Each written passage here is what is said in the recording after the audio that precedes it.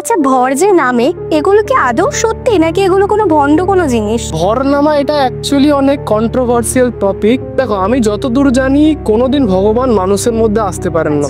কেননা মানুষের মধ্যে যদি ভগবান আসেও, তাহলে মানুষ সেই পজিটিভ পাওয়ারটাকে কোনোভাবেই সহ্য করতে পারবে না। অনেক কালী মন্দিরে দেখেছি বা অনেক মনসা মন্দিরে দেখেছি যে ভগবান তাদের মধ্যে চলে আসে। এগুলো কি সত্যি হয় নাকি এগুলো ভগবানের কোনো লীলা? খালি চোখে আমরা যদি ভগবানকে দেখেও ফেলি, আমাদের চোখ অন্ধ হয়ে যাবে, এতখানি পাওয়ার ভগবানের মধ্যে আছে। সেটা দেখার জন্য আমাদের ভক্তির দৃষ্টি লাগে। যদি আমরা কোনো শক্তির আরাধনা করি, যেমন মা কালী, যেটা তুমি বললে, এই যে মা কালীর আরাধনা করলে মা কালীর আশেপাশের যে ভূত প্রেতগুলো থাকে, সেই ভূত প্রেতগুলোই সামান্য ছোঁয়া দিয়ে মানুষকে চলে যায়। তখন মানুষ সেই ভূত প্রেতের পাওয়ারটাকে সহ্য করতে না পেরে সেই মানুষটার মধ্যে ভর নামে, অর্থাৎ সেই মানুষটা নিজের কন্ট্রোল হারিয়ে ফেলে এবং কন্ট্রোলটা তাকে অন্য কেউ করে, আর কিছু না। না ভর নামা কোনো ভণ্ডামি, আর না এটা পুরোপুরি সত্যি।